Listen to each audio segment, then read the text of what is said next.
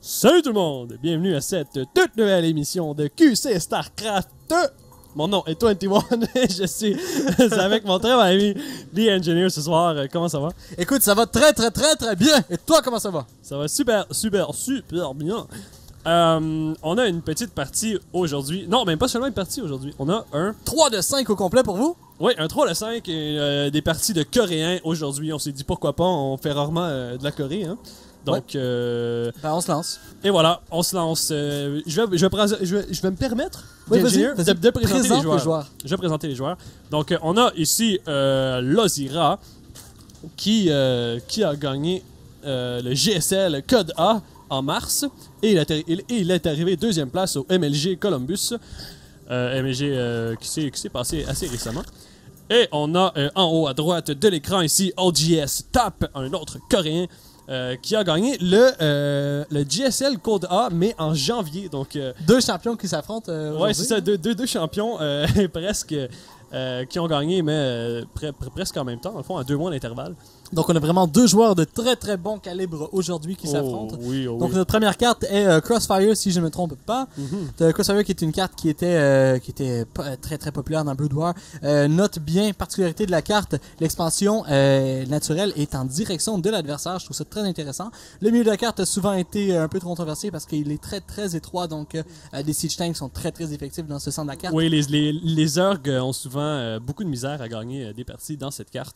À cause du centre. Par contre, il y a une troisième base ici qui est un peu en retraite dans l'autre coin. Et ce qui rend cool, c'est qu'il y a un chemin alternatif pour se rendre de cette base avec des roches. Backdoor, oui. Donc, mais c'est ça, les joueurs se plaignent souvent que cette expansion est très éloignée de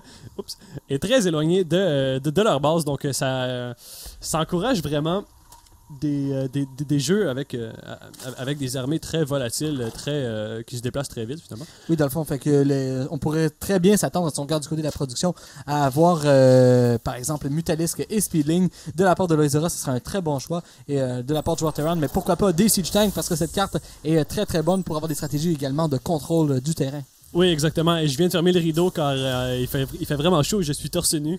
Et il y avait plusieurs personnes qui se promenaient dans la cour juste devant la fenêtre. Donc, la joie d'habiter dans un appartement. Oui, et 21 qui se permet un petit peu de pudeur ici. et qui parle à la troisième personne de lui-même. Mais bon, on a OGS Top qui vient scatter un endroit assez spécial. Je ne sais pas s'il va faire, peut-être, est-ce qu'on pourrait avoir quelque chose de proxy de sa part, sinon il faisait juste vérifier que le joueur Zerg n'essayait pas de sneaker, de cacher une ninja expansion ouais, c'est ça. Parce que Lozira n'a pas encore pris son naturel à 4 minutes de la partie. Ben, ça avait l'air d'inquiéter notre adversaire ici. Qu'est-ce qu'on a qui se promène partout? Oui, c'est ça, exactement. On a des Speedlings qui... Oui, quelques Zerglings, oui. Des Zerglings qui se promènent partout. Bientôt des Speedlings, l'évolution est en recherche. Grosse information ici de OGS Top qui, avec son SCV, a un seul point de vie, qui vient de voir le Roach Warren. Donc, Roach Warren quand même assez tôt et pas d'expansion. Une expansion qui vient à peine de tomber, là. Ben exactement. Donc, OGS Top qui vient de se rendre compte que son adversaire est en train de faire un all-in. Mais j'ai l'impression que Lozira a abandonné un petit peu son plan. J'ai l'impression qu'il voulait faire une espèce d'all-in push avec des Roach et des Speedlings. Mais il a abandonné étant donné que le joueur Terran en avait conscience et s'est défendu justement en conséquence avec ce bunker. Ouais, ben heureusement qu'il y avait ce bunker parce que laisse-moi dire que produire un réacteur directement sur sa baraque, ça coupe la production de Marine pendant un bon bout de temps et ça peut être assez dangereux.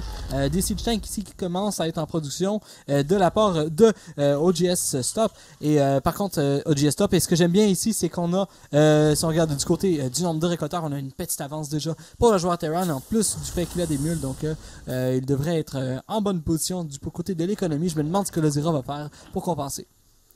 Oui, on a un starport ici qui est construit. OGS Top qui fait un build de pâté chinois, mes amis. Ouais! Un build 1-1-1. Oui, donc on a le steak, le blé d'Inde et la patate. Le starport qui va bientôt arriver. Et j'ai l'impression que oui, comme je le croyais, des Banshees Mais qui peux-tu vont regarder bientôt ici ce être qu'on a? produites. Qu'est-ce qu'on a au centre de la carte? Est-ce qu'on a des Marines? Non, est-ce qu'on avait des Marines quelque part? Parce que on a vu Lozira qui était supply block, donc ça m'étonnerait pas qu'un de ses Overlords soit mort. Peut-être. Ça pourrait vraiment venir mettre des bâtons dans les roues de Lozira, surtout qu'il y a une Banshee déjà en production pour OGS Top et il y a une expansion en même temps. Est-ce qu'il va expandre pendant qu'il va mettre la pression avec des Banshees sur son adversaire? Ça pourrait être un très bon timing. Exactement. Ce serait la chose la plus intelligente à Oh, faire. Cloak selon en moi. recherche en plus. Oh. Et on Est-ce a que pas le de Zerg lair de est près, préparé pour ça? On Pas a- vraiment. Il n'a toujours pas d'Evolution Chamber. Ça va être très difficile pour Lozira de se défendre contre ces Banshees. Heureusement, il a beaucoup de reines, donc ça c'est toujours une bonne chose, mais contre Cloak, les reines ne seront pas utiles. Là. Oui, mais il va falloir qu'OGS Top fasse très attention. Où est-ce qu'il envoie ces Banshees? Parce qu'il y a deux Zerglings ici qui Pour vont... les voir, là. Exactement, qui vont scouter, qui vont avoir de l'information essentielle. C'est-à-dire, ils vont voir les Banshees. Oh, mais non, OGS Top qui finalement change son rally point. Oh, et qui sort avec ses Marines pour obliger ses Zerglings à s'en aller. Donc la Banshee qui commence à se diriger. J'aime pas l'endroit où il envoie sa Banshee directement à côté des Xanaga Towers. Et attention les Speedlings ici qui reviennent. Est-ce qu'ils voient? Oh, je crois qu'ils ont peut-être vu cette Banshee. Oui, je pense qu'il... non, Mais je non, crois pas qu'il l'a vu. Il est pas en train de produire On a une deuxième d'antiair hatchery. en ce moment. Toujours pas de l'air en production et toujours pas de Evolution Chamber. Ça pourrait faire très Un mal. Painlingness, oh mon dieu, Oh c'est non, vraiment et là pas la ça qu'il faut Banshee qui produire. commence à faire du dégât ici sur l'expansion. Si on regarde le nombre de kills que la Banshee se prend, combien de kills est-ce qu'elle a? Seulement Elle est déjà à 3. 3 quand même. Mais je sais pas s'il y a eu des Zerglings Je sais pas si elle a tué des Zerglings. Quand même, non, 4. Ok, non, c'est bon. Elle a eu 3 récolteurs de tuer. Donc, je dis n'importe quoi. Ouais. Bon, bien heureusement ici, on voit bien que OGS Top n'est pas très agressif. Il revient ici, est-ce qu'il a Cloak? Je crois que Cloak était... Je crois qu'il attendait pour Cloak. Oh, et là, oui. Zira qui se fait prendre les pantalons baissés. Oh, il a amené ses queens. Mais la Banshee qui est devenue invisible. Oh, une deuxième Banshee ici qui vient et il snipe une Queen. Et là, l'Evolution Chamber vient de se terminer. Par contre, les Spore Crawlers pourraient être attaqués rapidement par ces Banshees. Oui. Donc le Zira qui est dans une très très mauvaise position. Mais il ne faut pas oublier cependant que les Banshees avec Cloak, c'est un très gros investissement. Et que il faut tuer vraiment beaucoup de récolteurs pour rentabiliser cet investissement. Il y a déjà détruit combien de récolteurs? Il a déjà détruit 7 récolteurs, 8 maintenant, 9, 10, 11, plus 3 queens. Donc, je crois que le dommage a été fait. Je crois que les Banshees ont été complètement rentabilisés. Payés pour leur... oui. Ah oui, complètement rentabilisés. C'est quand même combien 450 de minerais seulement pour les queens, sans compter sa 4e queen de tomber ici. D'autres juste ça fait très très mal. Hein? Oui, non, c'est ça. Les Banshees, comme je l'ai dit, ont été complètement rentabilisés. Et en plus, OGS Top qui en a profité pour faire son expansion. Et en plus, il se construit des réacteurs. Très bon moment pour le faire car il sait qu'il n'a pas vraiment besoin de production en ce moment. Mais de façon très étonnante, Lozira qui est tout de même en avance sur le compte des récolteurs. Et ben voilà. Donc, c'est assez impressionnant.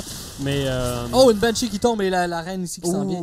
Oh, et là, je pense que c'en est fini. Celle-ci a 13 kills quand même. C'est assez incroyable. Elles ont payé pour leur prix, mais je ne crois pas vraiment plus que ça. Ça a vraiment été à peine rentabilisé de la part ici du joueur OGS Top. Si on regarde du côté de la production, on a des Siege Tanks. Je crois que la révolution pour le mode siège est terminée. Et on a également beaucoup de Marines en production, des Millivac et Stimpack. Donc, oui, c'est ça, OGS Top qui a une transition... très classique. Exactement. Mais c'est ce qu'on voit habituellement et c'est ce que Day9 nous apprend souvent. Il faut toujours... on aime ça le plugger, mais il est tellement cool et merveilleux. Oui, c'est ça. Day9, c'est un joueur, c'est un commentateur incroyable. Mais c'est ça, il nous apprend que les joueurs vont toujours... retomber sur un plan de base. Exactement. Ils vont toujours avoir un plan pour le mid-game, pour le late-game. Même si leur plan en début de partie va changer, ça va toujours finir par la même chose. Je sais pas ce que t'as vu. Je sais pas ce que t'as vu. Ce que OGS Top a fait ici, il a envoyé un seul Speedling en avance qui a mangé le coup de Siege Tank. Tous les tanks sont morts. Oh, ça pourrait faire très très mal ici. Beau positionnement par contre des Marines coincés au milieu d'ici des minerais, donc pas beaucoup de surface de contact avec les Marines. Mais de façon miraculeuse, OGS Top qui réussit à contrer ce push. D'autres Speedlings qui rentrent par contre qui viennent ici tuer plusieurs Marines. Ils vont pas faire beaucoup de dommages étant donné que les deux Banshees sont vraiment des prédateurs aux Zerglings. Ouais, mais par contre, ce que j'ai bien aimé de ce jeu ici, c'est Lozira a réussi à tuer tous les Siege Tanks vraiment sans tomber vraiment dans un push qui était négatif pour lui. Il a quand même échangé des armées également à son adversaire et garde le compte de Siege Tank bas pour son adversaire parce qu'une fois qu'il y a une masse critique de Siege Tank, ça devient très très dur pour le c'est vrai. On peut faire un parallèle un peu à la masse critique de Colossus. Oui. Souvent, ça vaut la peine de sacrifier des Vikings ou des corrupteurs, même si on les perd parce qu'on veut garder le compte de Colossus très bas, ce qui nous permet d'affronter l'armée sans se faire décimer instantanément. Mais en contre-pétri, Nico, En contre-pétri. Si on regarde... oui. Contrepartie. En contrepartie, oui. Si on regarde du côté des unités perdues, Lozira tire de la patte un petit peu. Ah, donc, oui. j'ai pas l'impression que ces échanges ont été si, Mais ce qui est étonnant, c'est qu'il est quand même... si efficaces que ça. Oui, mais il a pas l'air en retard tant que ça sur le compte des récolteurs. Par contre, sur l'armée, on voit quand même une avance notable de presque 20 de food ici, 20 de nourriture pour OGS Top. Par contre, on a encore des Banshees ici dans la base de Lozira qui n'ont pas l'air de faire énormément de dommages, étant donné que Lozira s'est très bien défendu avec ses Sparkwallers. Oh, mais ils réussissent quand même à trouver un sweet spot qui leur permettent au 30 kills avec sur celle-ci. Ouh là là là là là là là. C'est les mêmes Banshees qui ont réussi à revenir. Oui, c'est ça, ils sont fait réparer. Qui sont en commun ici. Et là, les reines qui sont là, qui n'ont pas de vision, et là, qui se mettent à avoir la misère à cause du Sparkwaller. Une autre reine qui tombe. Je pense que ça fait 6 reines que le Zura perd. Ça fait très très mal pour un joueur Zerg. Oui, c'est ça, c'est lentement et tranquillement, j'ai l'impression qu'OGS Top commence à prendre l'avantage dans cette partie. Pour l'instant, il a vraiment le momentum et avec raison, il est en train de faire un push. Mais j'ai pas l'impression qu'il va avoir assez d'unités. Regarde ça ici, par contre, on a les speedlings qui sont en train de courir sur le côté. Est-ce qu'il va aller pour une contre-attaque dans la base joueur-terrain? Ça pourrait être très très effectif comme façon de se venger. Effectif, c'est pas un mot. Effectif, c'est pas un mot. Ok, efficace. Donc, on a ici tous les speedlings qui arrivent. Oh, le Siege Tank qui ne tire pas super bien sur les Zerglings. Mais ici, les Zerglings qui viennent courir dans la base principale directement en plus de détruire ici les renforts. Ça va faire très mal. Par contre, on a ici un push d'OGS Top que le joueur Zerg va avoir beaucoup de mal à défendre. Oh, par contre, on a une belle masse de Banelings ici qui pourrait changer la mise. Les Speedlings qui sèment la terreur ici dans le main d'OGS Top. Oui, mais ils n'ont pas fait tant de dommages que ça. Les SCV, je pense qu'ils vont en faire de la pâtée. Donc, le push lent ici qui commence à se donner pour le on voit une belle avancée de Lozira ici dans les Marines. Oh, les Marines qui ne sont pas reculés. Beaucoup de Marines ici qui meurent. Là. Mais on avait une belle masse qui était en arrière. Et le GG de Lozira qui n'aurait pas pu combattre cette autre vague. Oui, exactement. Sa contre-attaque n'a pas été assez bonne, j'ai l'impression. Pas fait assez de dommages. Et la contre-attaque aussi a fait en sorte que Lozira n'avait plus assez d'armée pour défendre son naturel et son main. Ouais.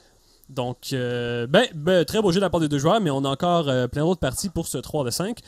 On va passer à la deuxième partie tout de suite. Oui, donc on vous revient dans un instant. Oui, sinon je vous dis abonnez-vous, n'oubliez pas. Oui, et cliquez j'aime sur nos vidéos. Quand même, hein. Parce que vous nous aimez. C'est ça, vous nous aimez, il faut... On se lance des fleurs encore. Oui, exactement. Il faut le dire, il faut le crier. Et donnez-nous des commentaires aussi. On adore ça. On vous répond la plupart du temps. On essaie de lire tous les commentaires. Oui, on adore ça. Pas on essaie, Nico. On les lit on tous. Le fait, on les lit tous. Oh, ouais. Je veux dire, quand même. Si c'est pas nous, mettons, c'est Cadium. C'est vrai que Cadium, on l'accueille très chaleureusement. Et vous aussi, hein, on est vraiment content des commentaires positifs que vous lui avez donnés. Il est très encouragé et il va continuer à produire avec grand plaisir. J'ai une annonce aussi à faire, mais ça fait trop longtemps qu'on parle. Je vais la dire à la deuxième partie. C'est bon. Donc, vous êtes obligé d'écouter la prochaine partie pour savoir l'annonce. Qu'est-ce que ça va être? Allez, ciao tout le monde. Ciao.